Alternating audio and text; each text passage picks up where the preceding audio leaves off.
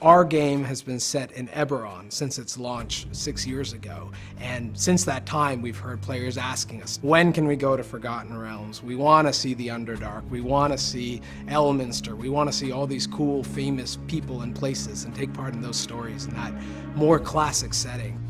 Faerun and the Forgotten Realms setting in general is more in line for a lot of those players as to what they expect out of their D&D experience. So for us, it's a big mark to hit, and we want to make sure we live up to those expectations.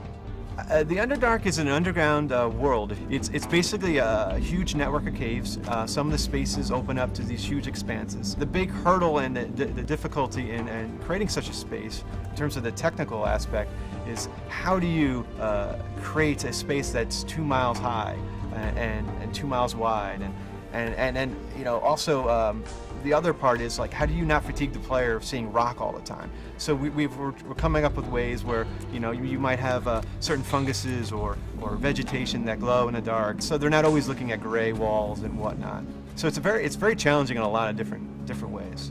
When Jeff and I, you know, started looking at the Underdark and deciding where we wanted to take it visually, we looked at a lot of images of some of the most fantastic caves, natural occurring caves in the world. And so in my time, you know, thinking of ways to bring the space to life so that it's more than just a cave.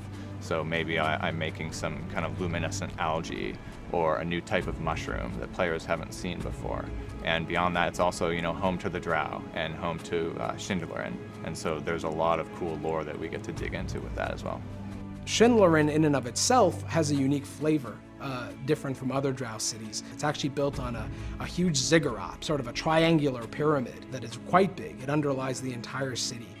We've been working very closely with Wizards of the Coast. This is a place that you can't directly get to. We can work around it in the Underdark as far as physical space, both as a player and in the way that it's designed. It's a trading city. It's a city of portals. In fact, actually, it has no physical connection to the rest of the Underdark. It exists in its own cavern, and the only way to get in there is through portals. It's also located underneath Cormyr, so this provides a good place to find conflict between the Drow and Cormyr. The Drow are very evil. In Dungeons & Dragons parlance, they're chaotic evil.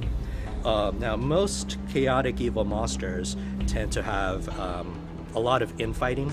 The Drow are like that, but they're a little bit more powerful and dominant. They're civilization builders. They plot against each other, they assassinate each other, or make temporary alliances to gain power. Basically, they see everybody as prey. They're all about how they can exploit somebody else to gain power for themselves. And they're very intelligent, they're high magic, they're one of the most dangerous and advanced civilizations out there, which makes them a really, really difficult enemy to go up against. Well, of course, there's a ton of monsters that we wanted to put into this release, and there's quite a few of them we got in there. So players will be excited that we have things like the Purple Worm, Dragoloth, different parts of the Drow faction, like priestesses and other different roles that the Drow are going to have, as well as Driders, which are half a Drow, half spider. Those are some of the monsters that are coming to the Underdark for sure. There may also be a brand new dragon in there somewhere. If players search through every corner of the space, they might find a nasty encounter with a new dragon they haven't seen before. It's generally a really cool space, and the monsters, of course, in the storyline are a big part of it.